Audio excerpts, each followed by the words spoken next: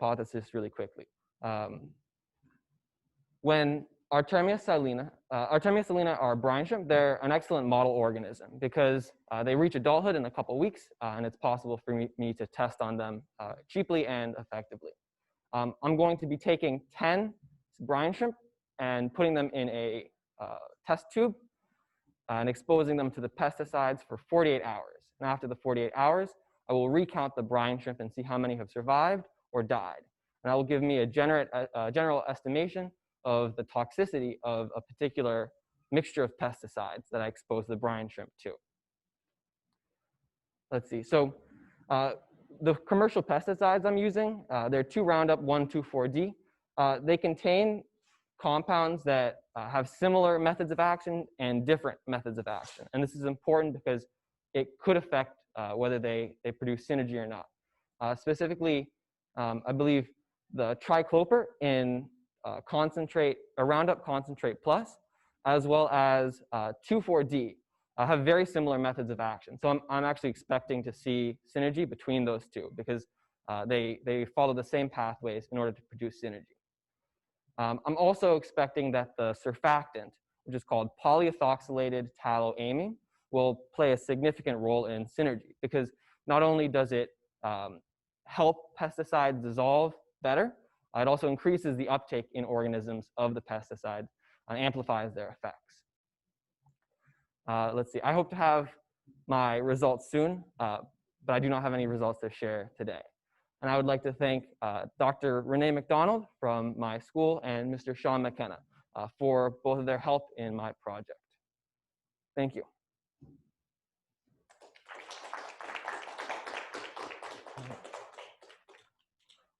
I will now open the floor to any questions or comments.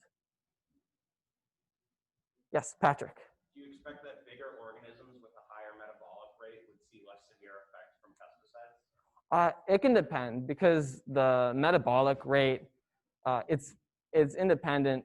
Actually, increasing or decreasing metabolic rate can have differing effects depending on the pesticide. So some pesticides become activated once they're metabolized, and that's when they produce real toxicity. So a higher metabolic rate would actually make pesticides more toxic. Then some pesticides start toxic, and after they're metabolized, they can be broken down and excreted from an organism. So a higher metabolism in that case would decrease the toxicity.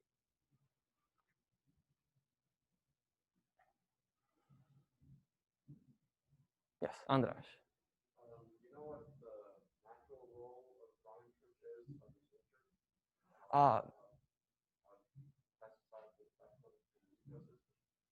Well, so brine shrimp are important food sources for, they're very foundational. They provide food for whales and other larger organisms. Yes. Yes, Patrick. Do you expect that bioaccumulation of pesticides would be a leading factor in some of the problems the food chain would see? I know I have seen photos of brine shrimp that accumulate pesticides over time. I don't believe I'll see that in my experiment because it's such a short period of time. But I definitely do hypothesize, I suppose, that animals that consume brine shrimp that have accumulated these pesticides would also accumulate the pesticides. Yes, Joe. How many times are you going to be running each tube? I believe you said. So each tube will be run in triplicate. So I have to test a range of concentrations for each pesticide mixture, essentially, and then each of those concentrations will be run 3 times.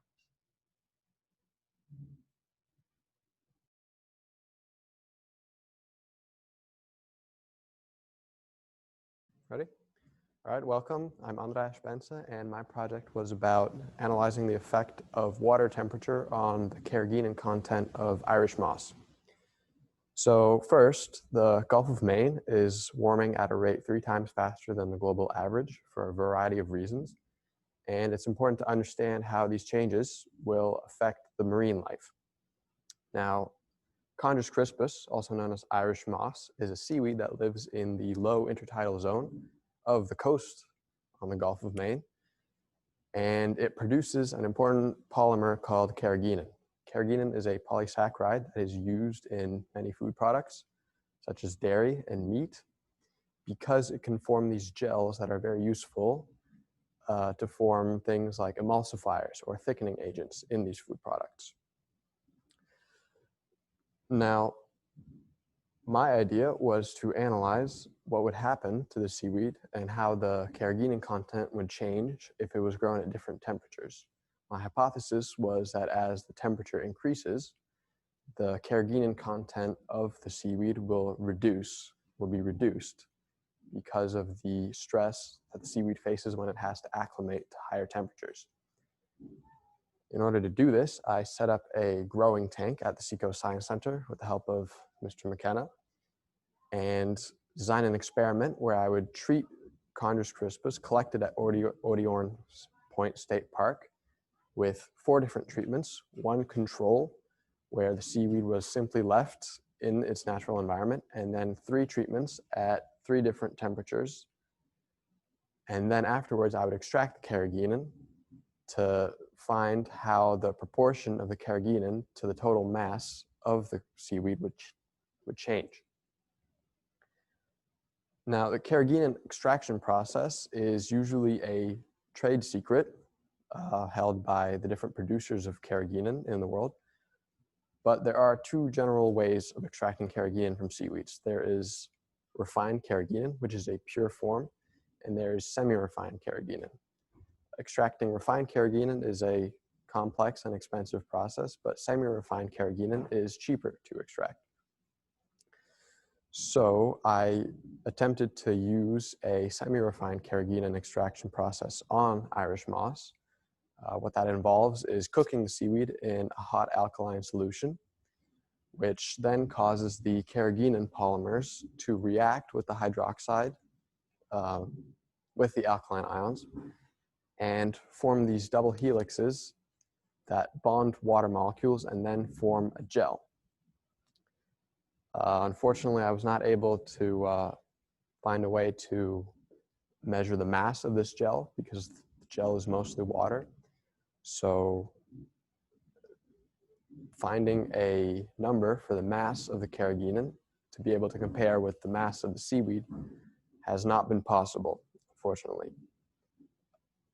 That is where my project still needs work, and that is where I will continue working on this project to find a way to extract carrageenan in a cheap way.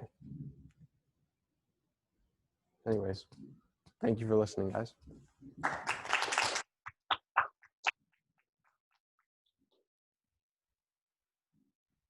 there any questions? Matt? Where did you get your steam off that you extracted carrageenan? So Matt asked where I got the seaweed for this experiment. I got it right outside of the Seacoast Science Center at Oyster Point State Park.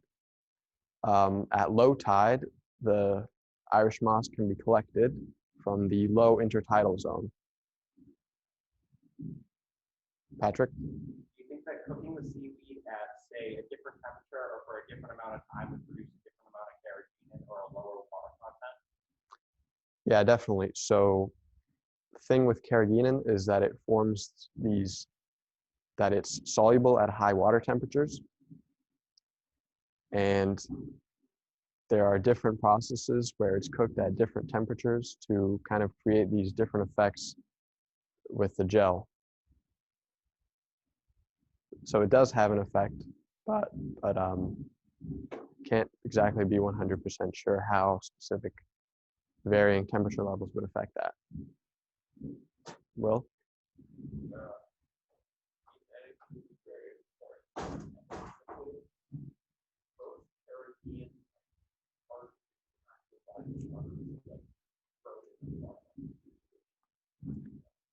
Okay, so Will asked if the carrageenan is produced from seaweeds that are collected in the wild or if they're grown in aquaculture. And most carrageenan is extracted from seaweeds that are produced in aquaculture. So from large farms that are usually in these offshore facilities where they're growing in a more controlled environment than if they were just collected from the wild. Yeah? It's a question. Could you heat the gel to drive off the water and then measure its mass? Is that possible at all? It is possible, but with the extraction process I have, my main issues have been with filtration. So I can heat the gel and evaporate the water. And I do get a small dry product afterwards, but it's not just carrageenan. There's lots of other things like minerals, some leftover cellulose, some detritus of DNA, RNA, and proteins. And because of that, I'm not able to measure its mass and say that this is exactly carrageenan.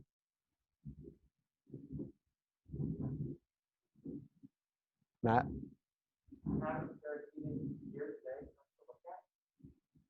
Yeah, so in my experimentation with the extraction process, I have been able to make these gels, which I can pass around to you guys. What this is basically is a gel made by carrageenan polymers that are binded to several water molecules. If you guys can pass this around, oh, sorry. Basically, it's this kind of, what I have is this yellowish kind of gel. What this is mostly water by mass held together by some carrageenan polymers. And this kind of gel is what is used in several food products. It's used as a fat substitute in some processed meats. It's used in a lot of dairy products to hold together different ingredients in the dairy product. For example, chocolate milk uses carrageenan to hold together the cocoa and the milk so that it doesn't just separate into cocoa at the bottom and milk at the top. Feel free to pass this around and look at it.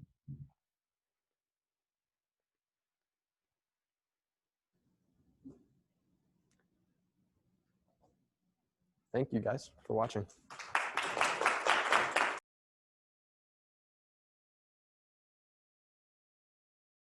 Oh, hi, I'm William. I think everybody is kind of aware of the fact that the ocean climate is getting higher. That's global warming. And along with that, we're seeing higher ocean acidification. One of the main problems with that is it is killing coral reefs. And coral reefs are an ecosystem that many other marine life depend on. And for other human interaction reasons, there's fishing that can destroy coral reefs by net dragging. Regardless of the case, coral population is decreasing. And there's two different mindsets to this. One, let's cut back on net dragging and coral, global warming, but there's also the other mindset of why don't we go ahead and replenish the coral populations? The problem with that is that coral takes a very long time to grow. That's why it's so devastating with ocean warming, because it doesn't grow back very quickly. So in recent years, one form of stimulating coral growth that's been highly researched is microfragging. Microfragging is when you cut a piece of coral into smaller sections to help increase its growth rate. And that can increase growth rate by around 2 to 3 times. Now, my experiment deals with a different type of growth stimulation method called microfracturing. Now, microfracturing was originally developed around 20 years ago to help stimulate bone growth. What it is if you look in this picture, it's kind of hard to see, but it's when you take a small drill and you poke holes in bone pretty much. That seems very weird, but it can actually stimulate bone and cartilage growth and will end up increasing the strength of your bones. My experiment was to see how applicable that might be to coral itself. So my experiment was done on a hard coral known as chalice coral because it's fairly thin and it's easy enough to drill. So my experiment consisted of 3 trials, each one with an experimental group and a constant. So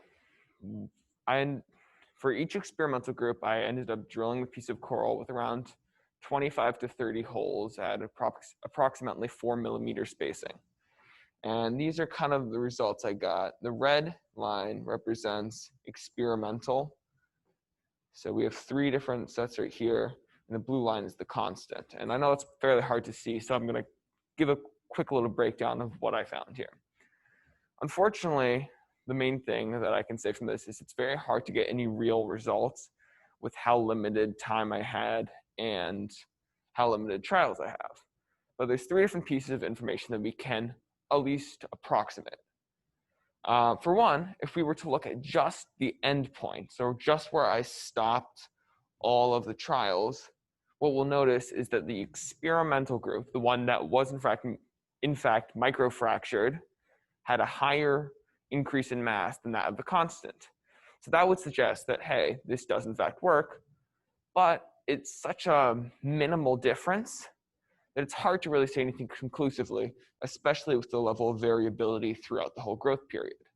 Now, if we look at the data in a separate way, and we look at just the growth rate directly following the drill date, it looks fairly conclusive. These larger images right in here are showing drilling, growth rate directly after the drilling. And consistently, the red line representing growth rate of the experimental grew at a faster rate than the constant. But yet again, that was very variable because we've only had 3 trials, and 3 times isn't really enough to say anything. But I would propose in the future, to get more definite results, a separate experiment with over a longer time with more drill dates. And the hoped result would be that we see that microfracturing increases growth rate. And I know I already spoke on how microfragging has already been proven to work, so why would we use microfracturing instead of microfragging? The thing is with microfragging, you have to cut that piece of coral. And in order to do that, you often have to remove it out of the water so you can run it through a saw of some sort, because coral is rather fragile, so you kind of need to have very precise equipment. But there are plenty of drills that work underwater. So in theory, somebody could swim down into a coral bed without ever having to remove the coral from its site and drill it. And that is kind of the reasoning behind this, and that's my experiment.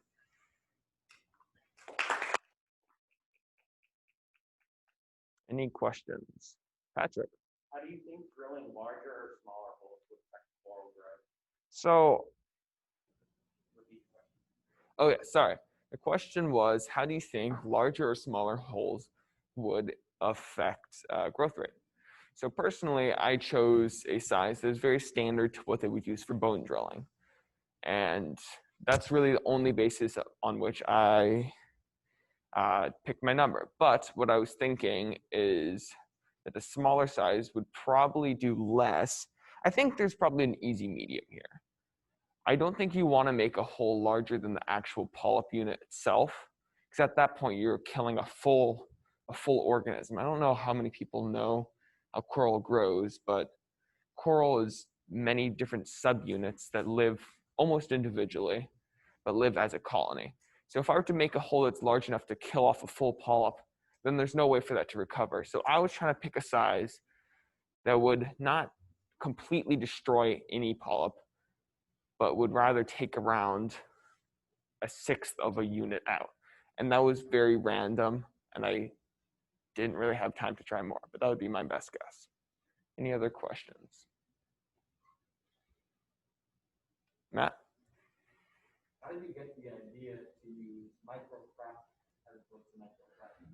Well, personally, the question was, why did I get the idea to try microfracturing over microfragging? I've had surgery done on my arm, and I broke my humerus. And in the whole growth process and rebuilding back up bone, I personally had microfracturing done to my arm. And I figured, hey, it works for me. I mean, my arm's mostly functional. Let me try it on coral. Joe. Question from the chat. Is there a long-term stimulation of coral growth from sawing the coral, or is only a short-term stimulation of growth? So I actually can't say I know the answer to that. That would require some additional information. I really don't know. I'm sorry, I can't answer that question. But that is a good question to ask. Anybody else? No? Okay, well, thank you so much, and thank you.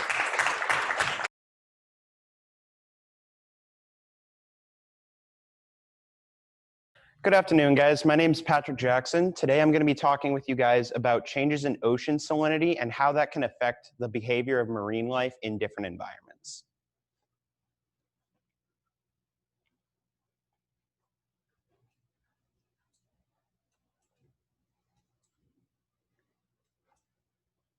Cool. So to start off, before I go into my experiment, I want to give you guys a little bit of background on the scientific basis of salinity and stress. So by now, a lot of scientists have collectively agreed that the climate is warming up at a rate of about 2 degrees Celsius every 25 to 50 years. But what a lot of people don't know is that as the climate heats up, it's also going to increase the evaporation rate and precipitation rate in the ocean, especially in bodies of water with bigger surface areas. So as those evaporation rates and precipitation rates change, you're going to see a change across the world of how much rain everywhere is getting. So in figure 1, you can see a map of the United States colored in blue, orange, and white. The blue represents areas that have received more precipitation from the period of 1991 to 2012. The orange and red represent areas that have received less precipitation, and areas of white represent no change. All three of those comparisons are put together with the 1901 to 1960 average. So between 1901 and 1960 compared to 1991 to 2012, we saw a lot of changes across the country. Now, a lot of professional organizations, one of the most prominent being NASA, have taken a particular interest in this study of salinity. NASA itself developed the Aquarius project, which used L-band microwave radiation to study salinity from space. And in figure 2, you can see one of the maps that it produced over a 1-year period. You can see areas of orange and yellow represent areas of higher salinity, while blue and green represent lower salinity across the world's oceans. Now, another important thing to think about is that as salinity levels increase, the water is going to become more dense. And as the density of the water changes, it's going to change the circulation of seawater, and it can change migratory patterns, mating patterns, and weather patterns across the world.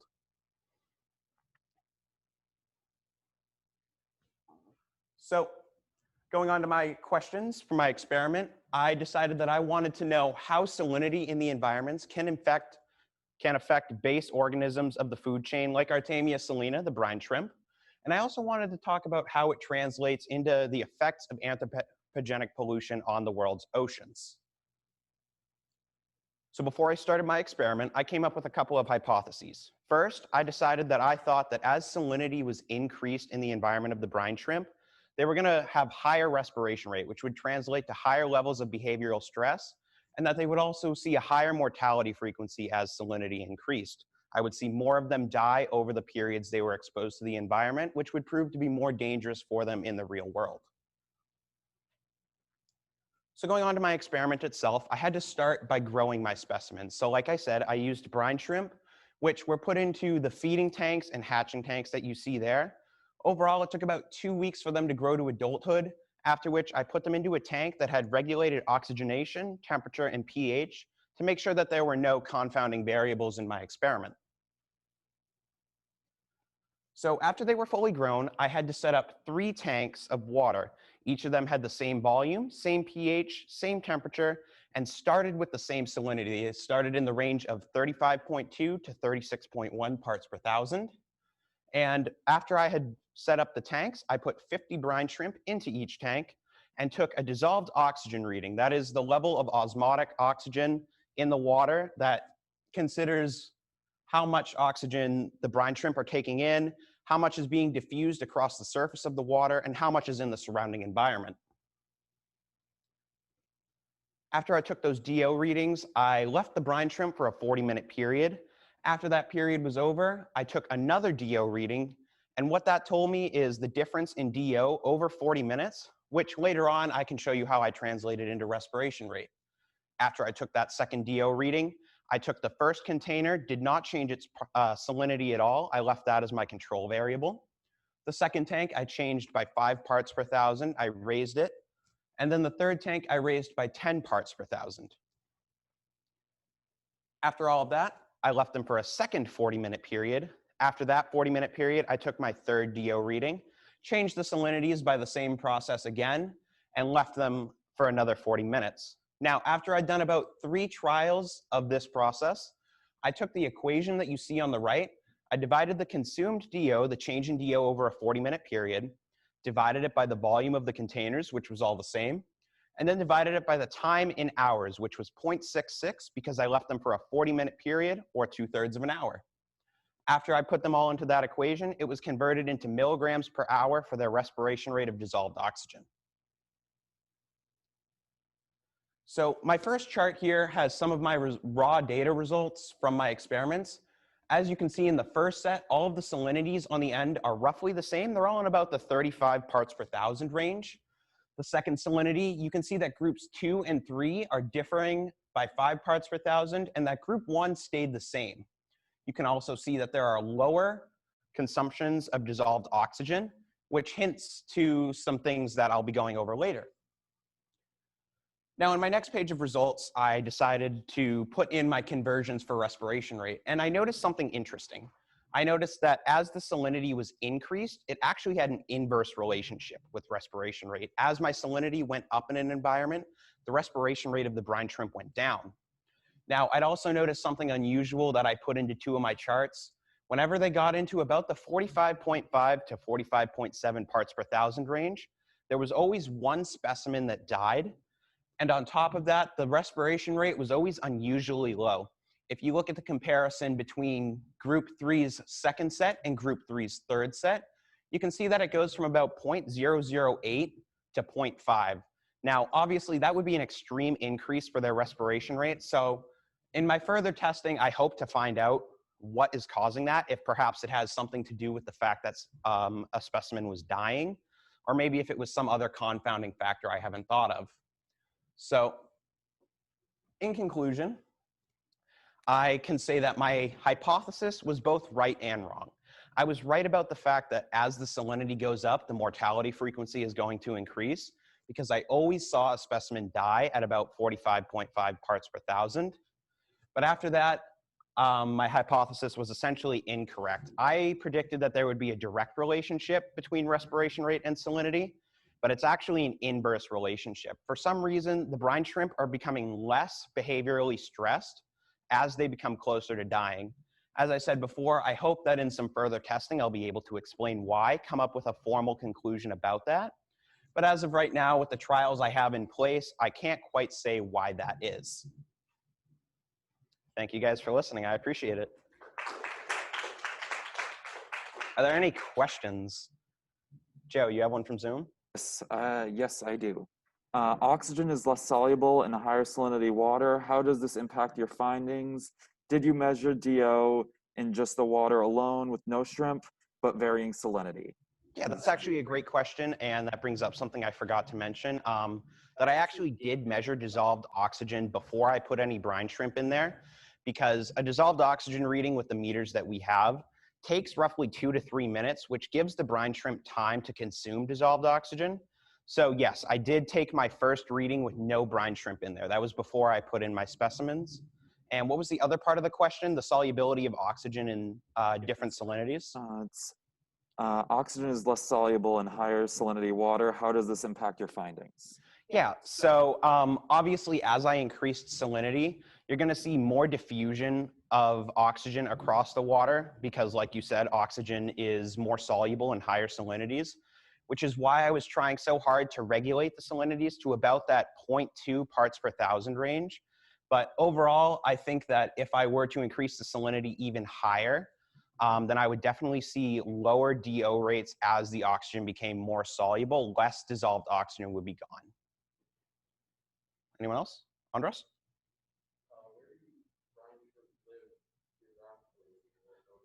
So brine shrimp typically, oh, sorry. So he asked me where brine shrimp typically live in the world's oceans. Brine shrimp are most prominent in the North Atlantic. So if I go back to my original map of the world's oceans, you can see that right about the New England region, a bit farther down, is where brine shrimp are most prominent. You can see that those have higher precipitation rates, which means that they're going to be living in lower salinities. Another question from Zoom? Yes. Can you comment on the increasing level of fresh water from melting glaciers in the oceans and relate that to your findings? Yeah, so that was another part that I studied for a formal literature review for this experiment.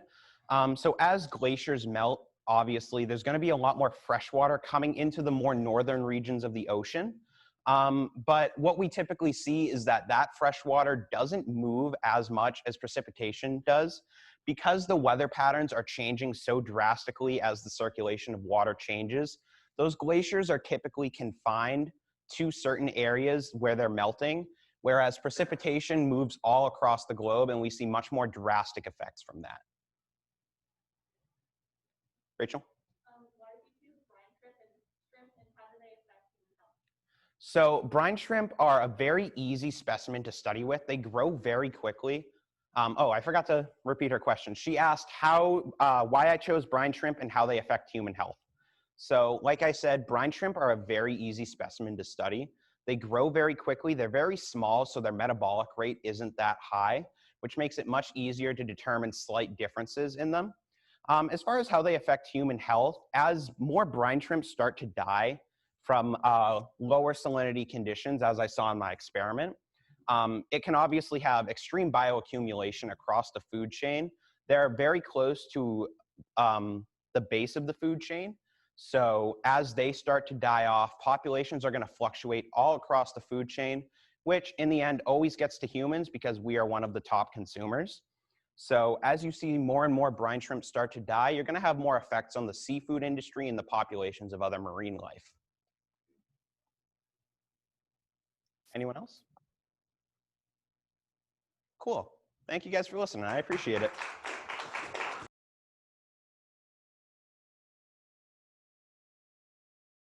Hi, I'm Emma, and I'm doing my sea anemone research.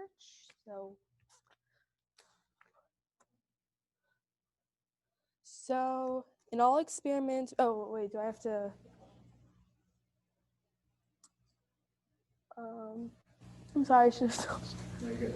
Okay, so in all experiments, we start off with our question, which, as I wrote down, how are frilled/red anemones similar, and how can they be together, and how do their behaviors differ from one another? So a little disclaimer before I continue. I actually did some when I put the pictures up for this one and the next slide, they were professionally taken, so they're not going to look very similar.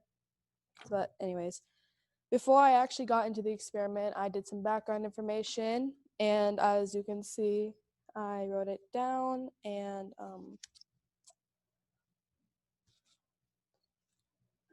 same on this. And the reason I decided to do background information was just so I could get an idea of their lifestyle and then come up with a hypothesis building from that, just as a good foundation. And the sources for all of this is at the end of the presentation. So after I did my background research, I made my hypothesis, which was that I feel like they will work together because they are very similar in shape and have very alike behaviors, and they also eat the same kind of food and live in very similar habitats. So my goal here is to compare the two species, and I'm gonna do that by putting one of each into a tank, and I'll see how they behave throughout time. I'll feed them like I would if they were alone, so just give them their regular diet, and I put some rocks in their habitat so they would feel a little bit more comfortable, and just so it would feel more natural, I guess. So my first day of observation, I started on November 7th. As you can see, they started out pretty small, and they were decently close to each other, and they seemed nothing unusual. Then a couple weeks later, I checked again on November 21st. They were very comfortable with each other. They got lighter in color, and I noticed something pretty weird, and they grew a lot, which I was not expecting.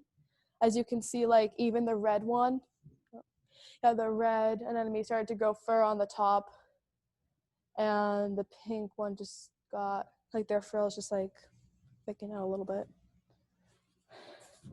So then I checked a couple weeks later after that. Since I wasn't here, thanks to Sean for getting me these pictures. So I noticed that the red anemone lost its fur that I had grown in those 2 weeks, which I, again, thought was pretty weird. And they started to make some physical contact, which indicated that they were comfortable and nothing was really happening, I guess. 1 week after that, I noticed that the red anemone started to move around the tank. And again, not expecting that. And the frills got thicker and shorter for the pink one. And it hasn't moved, so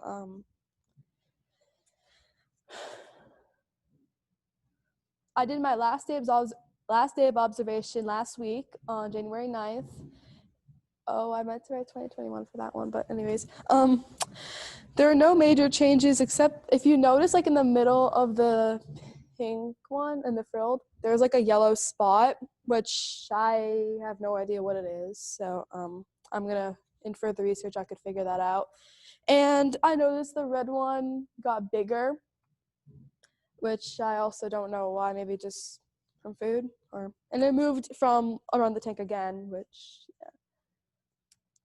So overall, I'd say that my hypothesis was pretty accurate because they adapted to their surroundings properly and there was nothing unusual. They had some differences, which I noticed, like if you looked in all those pictures, the frilled anemone stayed in its place. It hasn't moved at all. And then the red one was like all over the place. I mean, even though they look completely different, they have some surprisingly alike behaviors. And then if you want to know more, there's some more sources up on there. And that's it.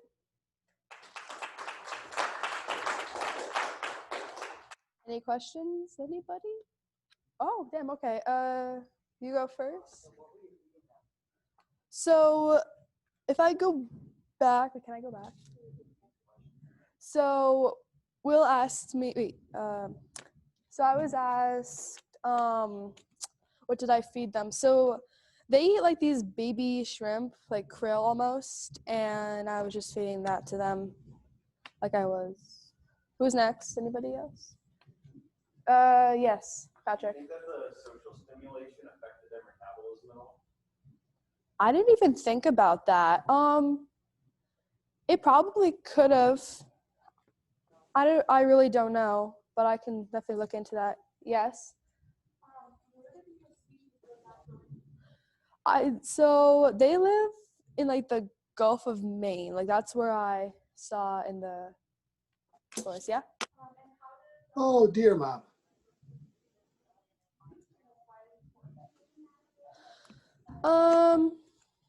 I just thought it was interesting. I don't know, like on the first day, I remember I was feeding them and then I was like, oh my God, this is so cool. I think I know what I want to do my project on. Yes.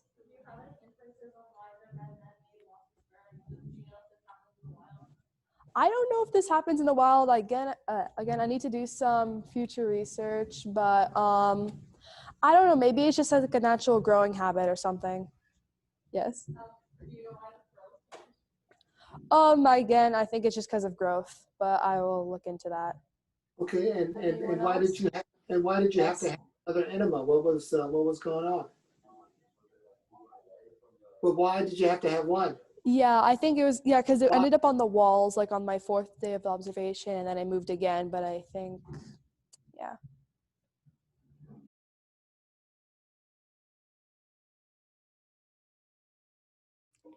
Hello everyone, I'm Jack, and I'm going to be talking about the green crab invasion, and specifically how it affected the Jonah crabs of the East Coast here in the United States.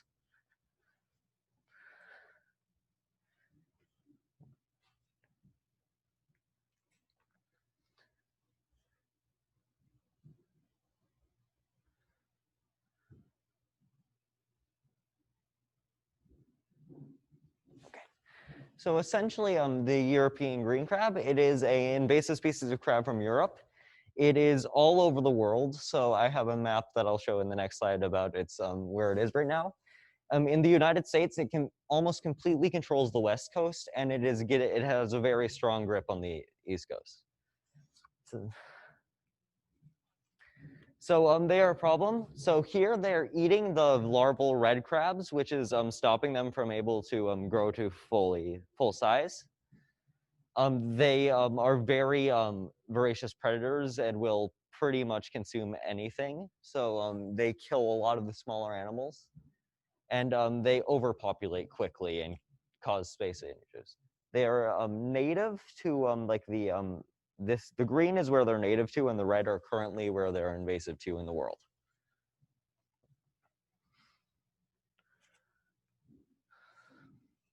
So now I'm going to talk a little bit about the Jonah crab. So the Jonah crab is the one of the native red crabs to the East Coast.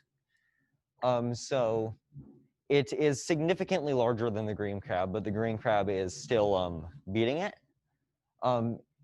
And yeah, so it's currently, there's lots of regulations on fishing them because while they're not endangered yet, if green crabs continue doing what they're doing to them, it will become a problem. So the picture is essentially, it's a green crab on the far, I believe it's the far left for me, and no, far left for you, and then on the far right, it's a Jonah crab. So Jonah crabs will actually hunt green crabs when they are old enough, but the green crabs kill more of them when they're younger, which significantly, so there will be less red crabs to hunt the green crabs, and that's why they're growing. So another thing they have is that green crabs have significantly better camouflage. So red crabs that have grown to full size are more in danger of birds, and green crabs are not. So here in Seacoast, so at the beach, I did some research to see like the populations of the green crabs and the red crabs to see like how bad it is. And I went out twice, 2-2-hour periods on different days. And on average, I found around 15 green crabs per hour. So like total of 60 green crabs. And then, however, I only found dead Jonah crabs. I did not find a single living Jonah crab. So that's how serious it is. And then here's some photos of essentially the observations I've took. These are 3 green crabs.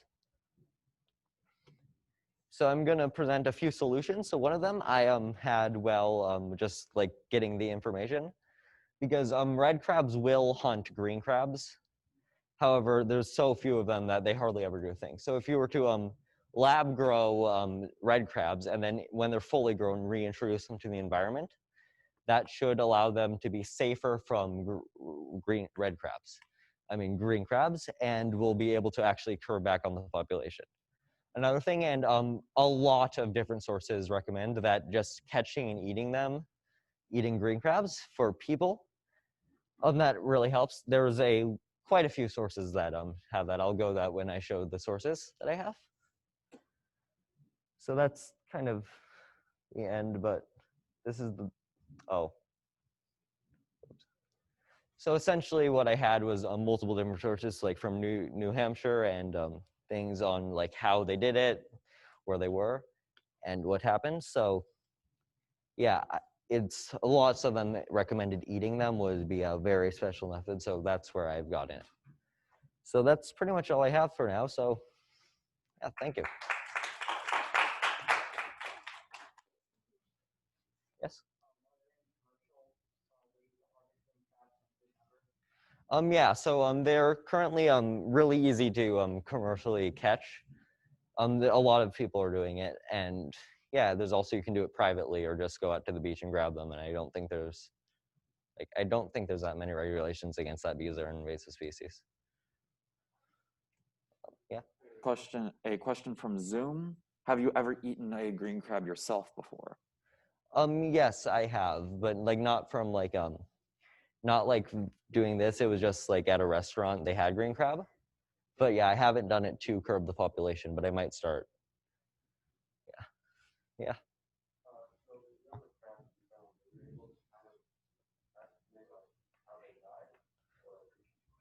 Oh, yeah. So Jonah crabs, I found like I didn't find any. So that was essentially the problem. I found dead Jonah crabs. So I know that they were there, but there were so few of them. And one of the hard things about that is because Jonah crabs, one of their biggest weaknesses is that they're easier to find than the green crabs. So the fact that I wasn't able to find any over a 4-hour period is quite serious. Yeah, just there. Oh, so we would move spaces, and also we took pictures of every single crab. And we essentially, part of my field observations, I don't have the data for that, so I didn't like talk about it. But I did health checks on it because I was essentially seeing if there was like any diseases that were causing the red crabs to happen, but because I didn't find any. But I did health checks on the green crabs too.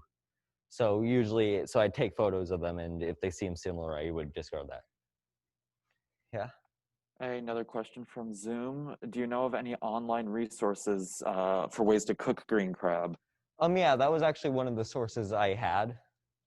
But it was like an article in Newburyport, I believe. And a follow-up question to that is, do you know of any licensing that's needed to harvest green crab? I think you need like a ocean fishing license. Like, I think you just need like crab license. I'm not that sure on that, but I know with like Jonah crabs, there's like really there's stricter regulations. But I wouldn't know that much. I didn't really look into the fishery thing. I probably should have. All right. Thank you.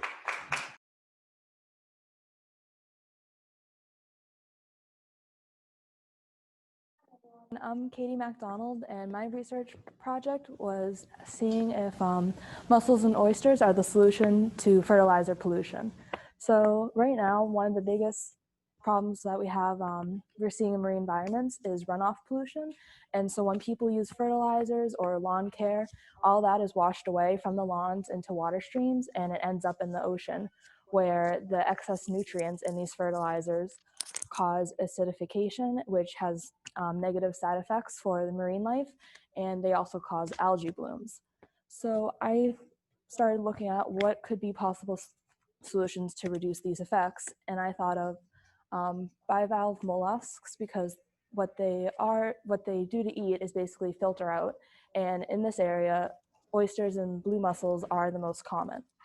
And so mussels can filter out up to 15 gallons of water per day, while oysters can filter out 50. And so the idea is if we can get these in cages, or even to establish high populations at the mouths of rivers, then when the polluted water comes down from the rivers, they'll get filtered out, and all the harmful substances will be reduced to basically nothing before they enter the ocean. And to set up this experiment, I filled about 1.2 gallon tanks, and I put mussels in one and oysters in the other. And throughout the experiment time length, I took pH, alkalinity, phosphate, and nitrate levels. And basically before I added the fertilizer and after, and then about every week since then for the course of about 5 weeks. And I chose African violet fertilizer to test it with, because even though it's an indoor plant fertilizer, it has high concentrations of phosphates and nitrates. And if they could filter out the higher concentration, the lower concentrations of fertilizer found in outdoor use applications would be easier for them to filter out. And so the results were pretty interesting. I found that the most surprise was in the nitrates for the mussels. And that was because the nitrates were pretty high, and then all of a sudden, all the mussels died about 3 weeks in, and the nitrates was 0. And this is unusual because usually when organisms die, the nitrates increase because as they decay, they release ammonium, which is then converted into nitrites and then nitrates. So I had 3 possible explanations, and more testing will be needed to determine exactly which one, or if it was a combination of these. And the first thing I asked was, why did it happen in mussels and not oysters? And mussels have byssus, which is basically like this thread-like thing that they use to attach themselves to each other in rocks. So think of like a spider web almost. And these are made up of collagen and iron proteins. And I thought maybe the collagen soaked up the nitrates, because if you think about it, sometimes human hair is used to help clean up oil spills, and that's because the collagen soaks up the oil. So maybe the same thing happened with the nitrates. The only problem I have with this is I would have expected to see more of a gradual decrease rather than a sudden decrease in the nitrate levels. So the more likely explanation is what happened is that when the mussels died, it created a favorable environment for denitrification bacteria. And basically this bacteria turns those nitrates into nitrogen. And so when they died, they produced a lot more of this bacteria, and then they got rid of all the nitrates. The other possible solution is that something about the mussels' organic chemistry, when they die, it causes some sort of reaction with the nitrates and forms new compounds. And there was little bits of matter inside the mussel tank after this happened, so this could have been the presence of the new compounds, but I'd need to do more testing to determine exactly what it is. And as for the oysters, the nitrates levels did decrease a little bit, but after about like 10 nitrates, it got reduced by, it kind of plateaued. And the explanation for this is that oysters use nitrogen in their shells. So they could have been taking those nitrates to use as building materials. And once they had as much as they needed, they didn't need anymore. And then for the phosphates level, they didn't change at all. Once they were introduced, they stayed that level. So there was the oysters and mussels did not have any effects on that level. And as for the pH, before adding the fertilizer, the pH had a basic of around 8 for both of them. And then after the fertilizer was introduced, they became more acidic, around 6.5 for both of them. But then throughout the experiment, they were rebalanced to around 8. So both the oysters and the mussels effectively filtered out the substances that caused the pH difference. And those substances I concluded were the extra chemicals added to the fertilizer, which there was iron, copper, manganese, zinc, and soluble potash. And I came to that conclusion because nitrates don't have effect on pH, and the phosphates level did not change. So all the other chemicals would have to be what caused the pH to change. And so the conclusion, so my hypothesis was proven, half correct, half wrong, because I hypothesized that if mussels and oysters were exposed to polluted water, then they would filter out nitrates and phosphates. However, only the nitrates were filtered out, and for the oysters, there was a limited amount they could filter out. So they could be possibly used as a solution to help reduce the effects of fertilizer pollution. So it's an interesting idea to try, and I would love to experiment and see if this would actually have any effect on a real environment and set up a life-size experiment at the mouth of a nearby river. Any questions? Question from Zoom. Did you add plankton to the tanks as well to feed them? I did not.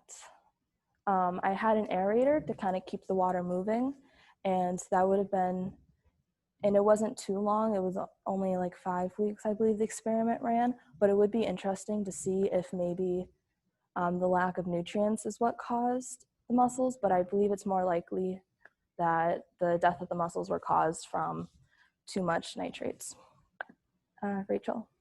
Does this role in filtering out the harmful chemicals out of water, does it harm the oysters too? Sorry, can you repeat that? Does the role of filtering out the harmful chemicals from the water, does it harm the oysters? Oh, so the question was, does the filtering of these chemicals, did they harm the oysters too? And not that I could tell, they did not harm the oysters. So they might be hardier and be a better solution for areas with higher pollution rates, but oysters are also more difficult to reproduce and to basically have a higher quantity than mussels are. So that's why I was kind of focusing on mussels, because they're easier and cheaper to implement.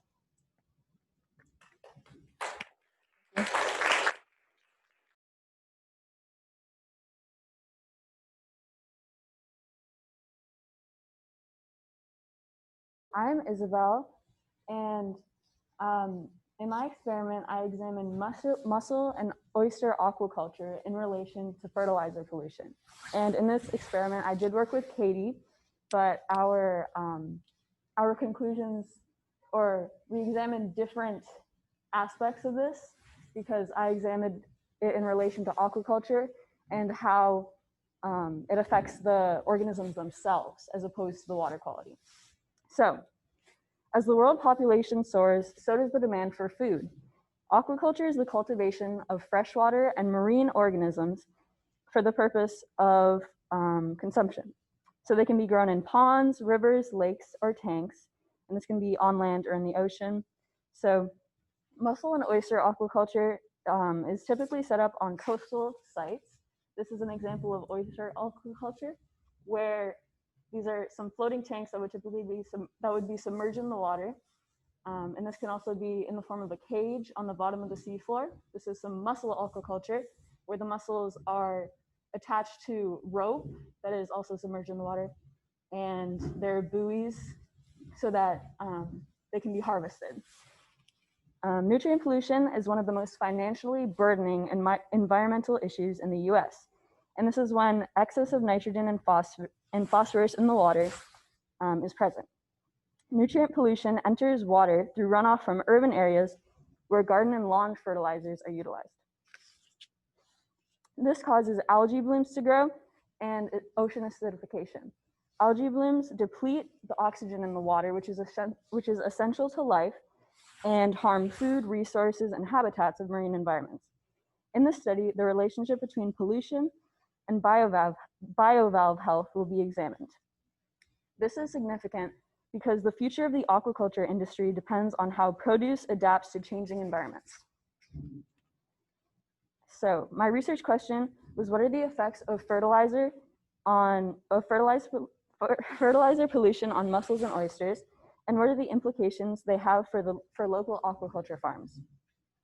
My hypothesis is that oysters exposed to fertilizer pollution survive longer due to their advanced ability to incorporate nitrogen into their shells and tissues. Our procedure consisted of filling 2 tanks with water mixed with salt, and we placed 13 oysters in one tank and 13 mussels in the other. At this point, we took tests and then added in a teaspoon of Jack's Classic African Violet fertilizer. And then we tested again. We tested on 3 other occasions for nitrates, phosphates, and pH. So if you look at these graphs, you can see that phosphates increased overall for both mussels and oysters, and they plateaued at around 2.5 ppm because the machine that we were using couldn't read anything past 2.5 ppm. So that was sort of a limitation that we had. And then for pH, as soon as we added in the fertilizer, it dropped and then proceeded to rise and level out. And for nitrates, we have a lot of extraneous data, I think partially because the tools that we were using weren't the most accurate. Overall, you can see an increase in nitrates for oysters, and nitrates in mussels rose, then dropped suddenly, and eventually evened out to roughly where they started. So what does this mean? Let's see. We can see that when we observed both of the tanks, there was more algae in the tank that had the mussels in it, and this is likely because the mussels have less of a filtering ability. I believe one adult mussel can filter up to 15 gallons of water in a day, whereas oysters can only filter, oysters can filter 50 gallons of water. And that's why the fertilizer supported growth of algae, and the mussels were not able to filter as much of the water.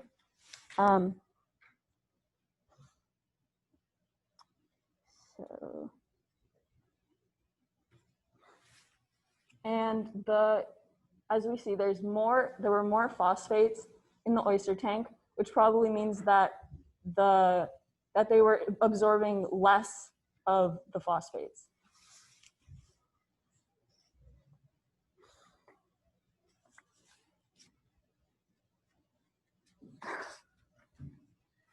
It's important to note that when we observed the texture of the mussels and the oyster, immediately after adding the fertilizer, and we noted that both of the colors of their shells were lighter than they had been beforehand.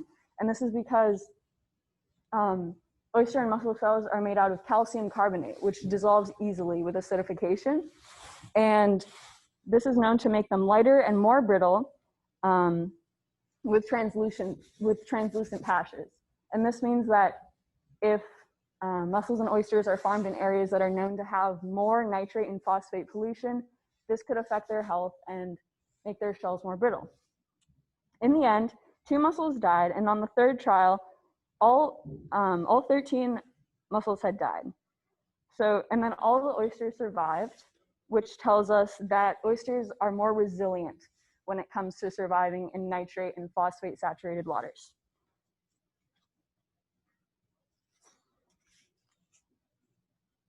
So there's a lot of things that I would change if I were to conduct this experiment in the future. First of all, it would be very important to autopsy the oysters and the mussels afterwards to see the percentage of nitrates and phosphates that were absorbed into their tissues and shells. And also it would be helpful to examine their health beforehand and possibly have a control tank to see how many survived. Some sources of air. We didn't take masses of the animals to begin with to ensure that there were equal filtering abilities in each tank. And also the aerator that we have may or may not have been filtering the substances. This could have impacted our results. So yeah, that's about it. But it's important.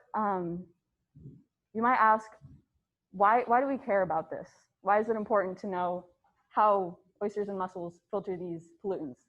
And this is because the future of aquaculture depends on how these animals will survive in changing environments, so they know where to place them given the environment in coastal regions. And yeah, that's it. Any questions?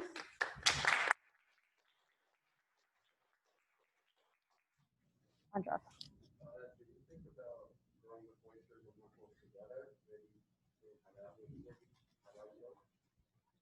Oh, he asked, did we think about growing the oysters and the mussels together to see how that would go? And well, for the purpose of this experiment, I was comparing how they would filter in comparison to each other. So I didn't really take that into consideration.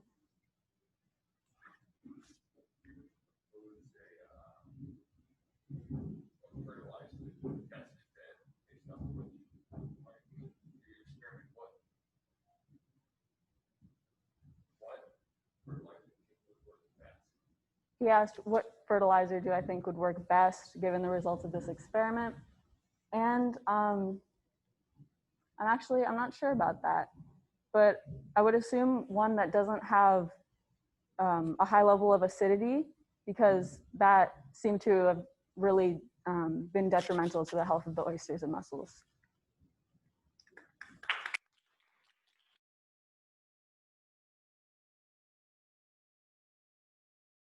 I'm Ryan Roberts, and I did my experiment. It's called the Beach's Cornucopia. And what was my question? My question was, could I sustain myself eating entirely off the New England shore? And there's a lot of edible and nutritious animals and plants that you can find on the shore. And I wanted to see if you could survive and sustain yourself given the nutrients, the proteins, and all of that factoring into your diet. And my hypothesis was, I believe that it is possible for someone to live off eating the forageable flora and fauna of the New England shore. And so in general, we eat a lot from the ocean. So whether it be a striped bass or buying blue mussels at the grocery store on ice. And we can eat these species from the beach as well and not buy them from the grocery store. And so with many species that have been identified, the question is it edible, and does it have the nutrients that I need to have to survive? And so many studies can show basic health benefits of eating these forage species. So if you look in countries like Asia, where a lot of seaweed is grown commercially and eaten. It's a staple part of their diet, and there is a lot of nutrients in that. And so that's what I was basically looking at here. And so we're trying to maintain a healthy diet here. So 92% of people in America actually have a vitamin deficiency. And that's something that I want to change, because when we eat, we want to be able to have a balanced diet, have all the vitamins and all the elements that we need to aid our body with functions. And so I have a paper here. So these are the 13 vitamins that are essential for human survival. And so when you're eating off the coast, you need to make sure that you can have all of these to survive. For example, vitamin B3, which will help maintain nerve and skin cells, or essential minerals that will also help with functions, absorbing nutrients, and living. And so nutrients found from certain foods. So I broke it down into two groups. I broke it down into seafood, such as fish and mollusks, and then I broke it down into plants, so seaweeds and other plants that you could forage. And so what I found was with seafood, there was various vitamins, massive amounts of protein and fats. So there's a big list here, but in general, fish provide healthy omega-3 fats. They provide a lot of protein in part of a 2,000 calorie diet and fats. And looking at plants, they really encompassed the other half. They had tons of valuable elements, trace elements, tons of vitamins, carbohydrates, fibers, and so these were the two groups that you needed to have to survive. So what is the edible seafood that we can have here? So there is a lot. There's periwinkles, there's small fish, there's crabs, like the green crab that we just learned about. You can eat that as well. But I mainly focused on the most common and the most popular and delicious seafood that you'd be harvesting. So soft shell clams, hard shell clams, cherry stones, quahog, Atlantic razor clams, blue mussels, periwinkles. You're gonna find all these on the beach. And that's the important part. They're low in mercury and they're high in protein, and that makes them a staple part of your diet. Many fish, such as the black bass, the winter flounder, bluefish, and striped bass, can actually be caught from the shore and offer just healthy fats, omega-3s, and basically what other mollusks have as well. So seaweed.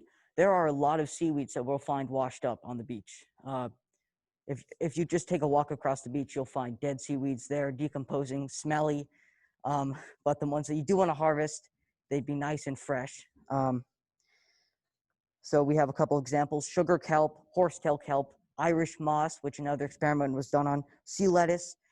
These have so much nutrients, and the recent studies have been showing that they're really a superfood. So while some seaweed can be harvested year-round, others can be harvested seasonally. So another thing that has to be factored in is that if I'm going to be living off this year-round, how am I going to be able to get all of my nutrients? And so there are many other plants that actually grow on the shoreline other than seaweed, which is washed up. So raspberries, blackberries, huckleberries, goldenrod, watercress, all these little plants are going to be growing right on the shoreline. And, you can just find them there in the summer. You can harvest from them. There's a big patch of sumac over here, which is a plant that I would say most of you guys probably drive by every day without knowing. Has tons of vitamins, vitamin C, curly dock, nettle. These are two other plants that I'm sure that they're growing in your backyard that are also growing here. And so there's so many foods that you can just find everywhere around you that can help you survive. And so the diet. So what's important about this diet is that you want to have that balance of protein, fat, and carbohydrates, and fiber. And so vitamins and elements, again, are also very necessary to survive. It can help absorb nutrients, perform body functions, and in general, be able to exert energy. And so my conclusion, I said that you can live off it, but there are a lot of different variables that I need to put more research into.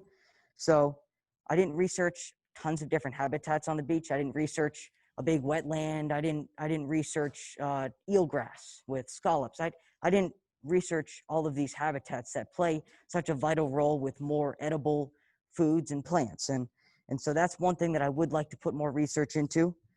I also wanted to put more research into safely collecting your mollusks. You know, there are these harmful algal tides, you know, like red tide you'll see by Florida.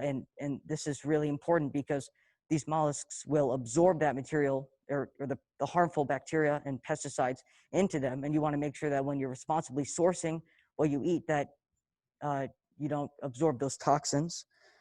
And there are also organisms that can be found on seaweed, so you must properly prepare these as well. And I also must do more research on mercury. Lots of fish have mercury in them, and they can be dangerous, especially for young children and pregnant mothers. And so that's something that you want to be wary of if you're surviving 24/7 off just eating this. And salt. I mean, most of this is just, there's a ton of salt on it. And so we have to learn of ways to prepare this food when there's not as much salt. If we maybe boil something in fresh water, or if we dry it. There are many different ways that we can learn and try to prepare this food so that it's better for us. And then there's another thing. Mother Nature can't supply wild food like the grocery store can. You're going to walk in and there's always going to be food around you. But when you're out here, you know, maybe when you're trying to dig for clams, there's going to be a big patch here and there's none over here. Or maybe when you're fishing, the fish don't want to bite. Or maybe the wind will push the seaweed down to the other side of the coast. And that's the issue. You need to be able to figure out a way to always have a constant supply of food. And this is what we don't know because we're accustomed to a grocery store. We're accustomed to always having food in our house. And so we have to take those steps when in surplus, when we hit that big amount of clams there, or when we catch a huge fish, we have to preserve that food. We have to dry it, can it. And when we have that surplus, we can save it for later when we don't have that. But I did conclude that it is possible to survive off eating on the New England shore. It would be cool if you did, because first of all, the food would be no GMOs, no processed food, no farmed food. You'd save money, and they're super healthy. And so part of this project was learning about all these and the health benefits of having it. And, you know, living a life eating this will just create a healthier lifestyle in general. And you have the privilege of knowing that your food is sourced. You know where your food is sourced from. You know what steps were taken into harvesting it. You know that it's sustainable. You know that there are good processes in getting to it. And so there's only one more thing: to get your clamming shovels ready.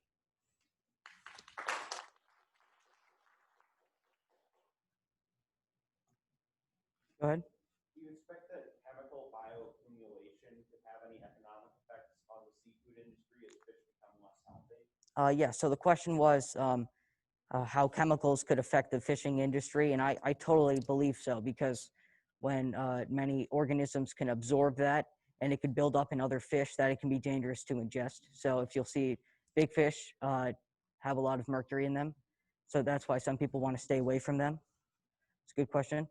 Go ahead.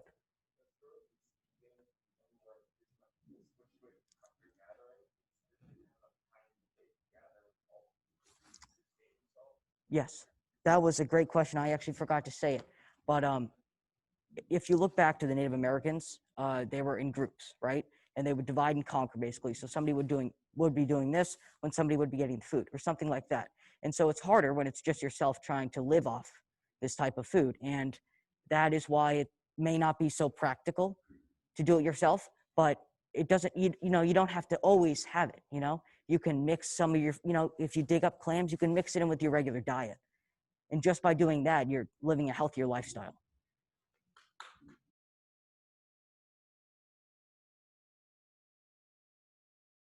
Okay, hello, my name is Tessa Brown, and for my project, I explored park utilization and the presence of large-scale litter and micropollutants.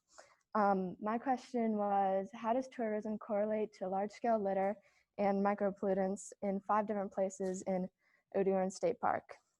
My hypothesis was that areas with higher tourism will have higher amounts of large-scale litter and micropollutants.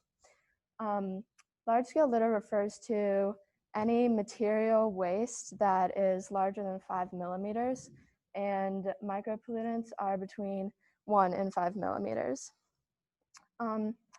Some negative impacts of large-scale litter and micropollutants are that it destroys habitats, causes feeding and movement impairments, disrupts breeding, kills and wounds marine life, and it also impacts the health and safety of humans, along with the bioaccumulation can lead to the food sources that we eat. So for my experiment, across the span of 4 weeks, I surveyed the number of people in 5 different beaches in this park. And after that, I took a 6 by 6 inch quadrat, as shown right here, of sand, and then scraped off the top about 1/4 inch of sand to make 100 milliliters, and then sorted through that to find any micropollutants. Then I compared the large-scale litter that I observed with the amount of people that I surveyed. So for my results, I did not find a correlation between the large-scale litter and micropollutants and the tourism, because there was the most people at the front of the Seacoast Science Center, right over there, and the least amount of people at the second beach that I surveyed. And then there was the most micropollutant in the form of sea glass at the jetty, and the least at the first beach and the Seacoast Science Center front, with 0 pieces of sea glass.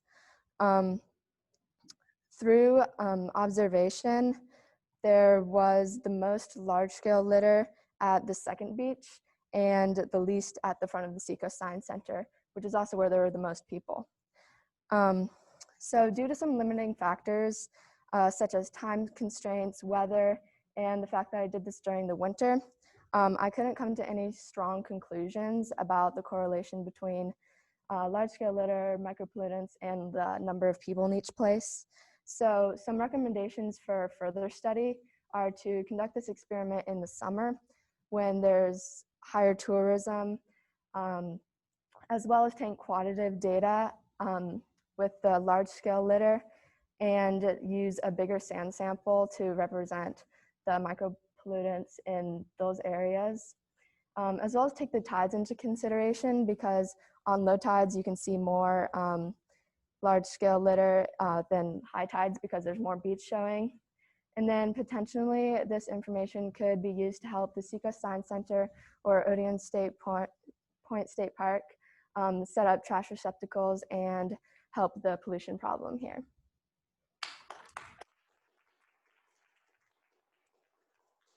Any questions? Yes?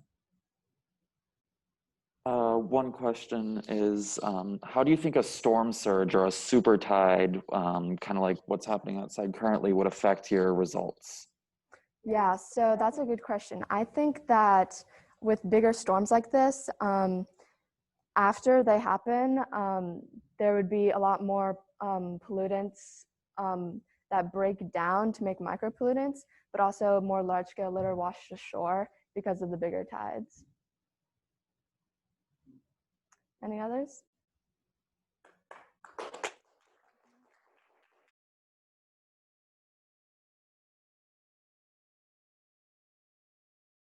Okay, so I'm Katie Lambright, and I did my presentation on the effects of climate change in fisheries and food security in developing countries.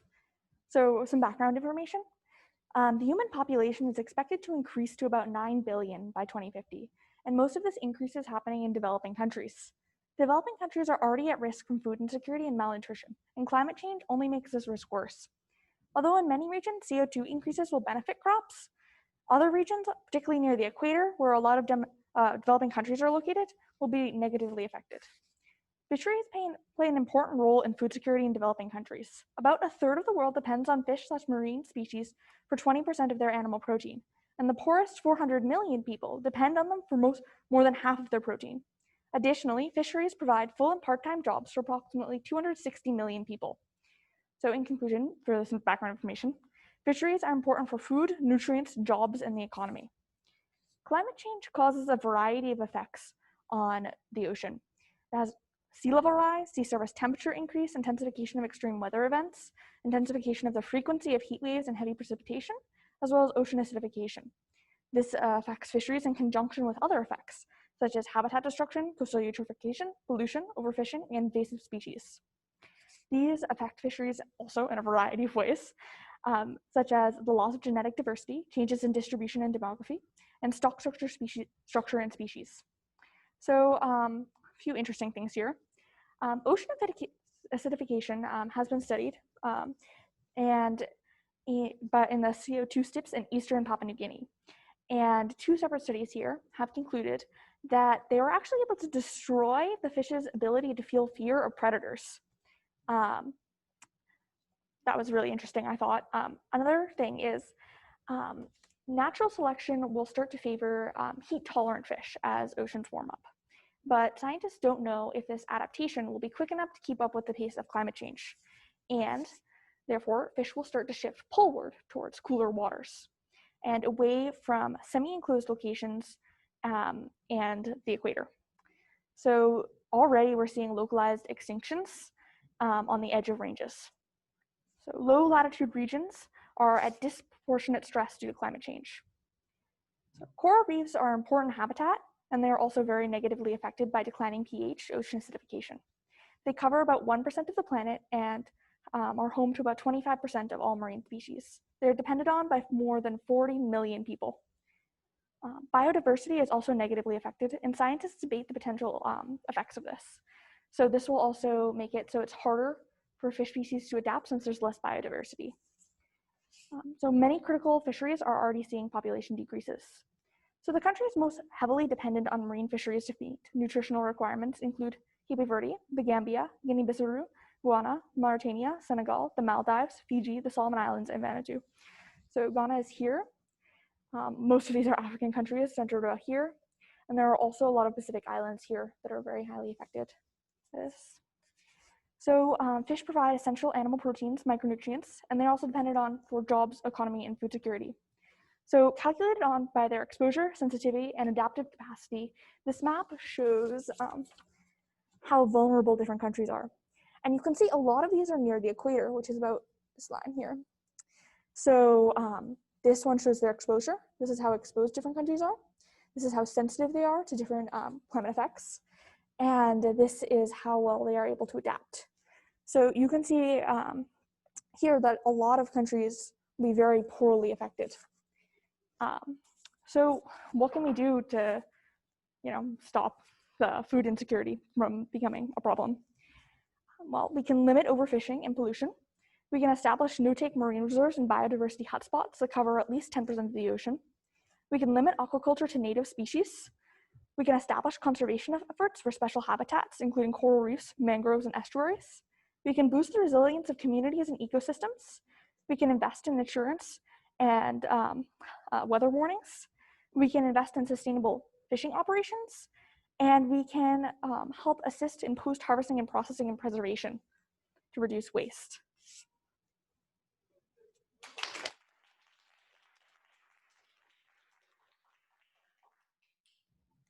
Questions?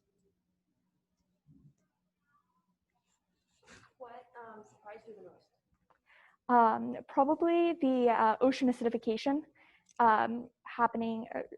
affecting the fish's ability to feel fear of their predators. Another study actually showed that the fish were actually attracted to their predators. This was at CO2 steeps in eastern Papua New Guinea though. So this is probably a much higher concentration of CO2 than you would normally see even with a lot of climate change. Yes? What are the vulnerable groups? Most vulnerable groups, people in developing countries, as well as women and people along the equator.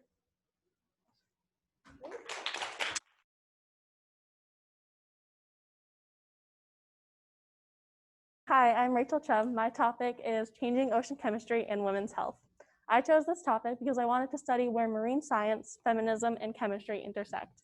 It's especially significant that we study women and how they are going to be hurt by climate change because they're already being disproportionately harmed by climate change, especially in developing countries, as Katie mentioned.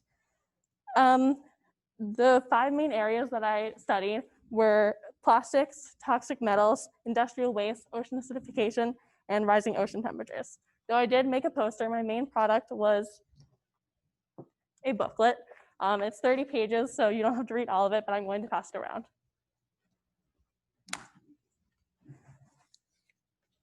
So my first area was plastics. So the most dangerous plastics are smaller than 20 micrometers. These can penetrate organs, cell membranes, the blood-brain barrier, and in pregnant women, the placenta.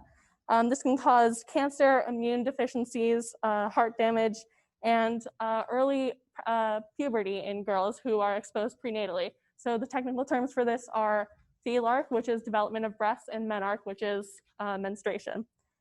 In metals, there are a couple of different heavy metals that are toxic and are common in seafood, but the most dangerous is mercury. And the most dangerous form of mercury is methylmercury, which is this. In women who experience methylmercury poisoning, they experience lower fertility and difficulty to conception. They have difficult pregnancies, difficult labor. Even in women who aren't pregnant, they might have menstrual disorders, and their offspring will experience craniofacial deformities and other issues as a result of methylmercury's genotoxicity. In industrial waste, I mainly study DDT, which is this, and DDE. Both of these, when a girl is exposed prenatally, cause early thelarc and menarche.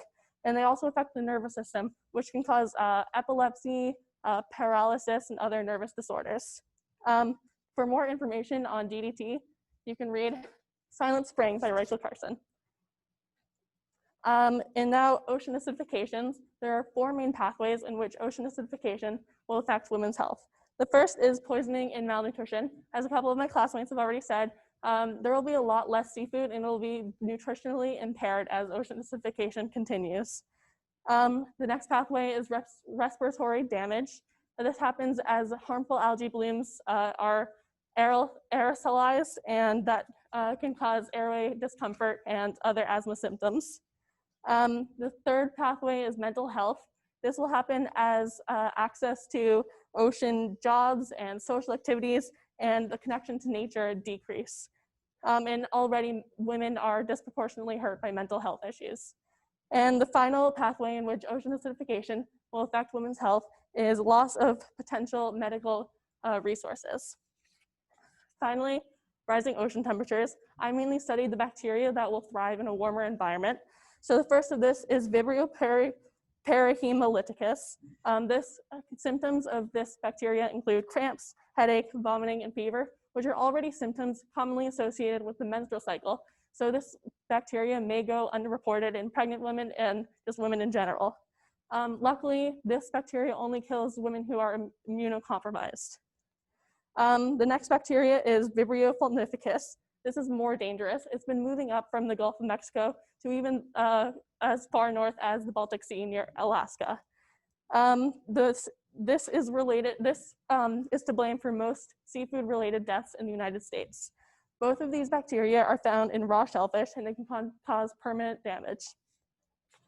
So clearly, because of time restraints, I didn't cover everything I was able to. It goes without saying that all pathways that hurt women should be taken seriously. I chose to study women's health because I think that science is really biased. STEM is often seen as impractical. This is one of the reasons why there's a STEM gap. Not as many women participate in STEM as men do. I think part of the reason for this is there are so many health reports that are focused solely on men. And I hoped that if I wrote a report focused solely on women, it could encourage women to join the STEM workforce. So my hypothesis proved to be true. Women will be hurt by changing ocean chemistry. All aspects of being a woman will have to change in order for this species to survive. But there's still hope. You can still do your jobs. As a scientist, you can educate people, you can research, you can collaborate with others. As a human, you can make your opinion heard. You can let corporations and businesses and other climate change deniers know that what they're doing is not okay. It doesn't take much to make a difference. As long as people are still learning and writing and shouting, there's still time to make a difference. There's still hope. do your jobs and play your part before there's no one left to play it for. Thank you. I can take any questions, yeah. So you said, in your introduction, you said how climate change intersects with feminism. But feminism is like equal rights for women and men, right? Mm-hmm. So what part of this, of changing ocean chemistry is affecting women's rights? Well, a lot of places, women's rights are going to be hurt even more by climate change. For example, in some countries, women are allowed to go outside without like a male accompanier. So when there are floods or other storms, they can't leave their house and they can die. And that's just one example of how women's rights and climate change are, they're just so connected, and it's ridiculous. Yeah. Do you think there's a possibility that as climate change and health issues in women become more prevalent, that it could produce more jobs in STEM for women? I hope so, but I don't think that we'll be able to solve the STEM gap. I think we need to do a lot of other work to solve the STEM gap first. Thank you.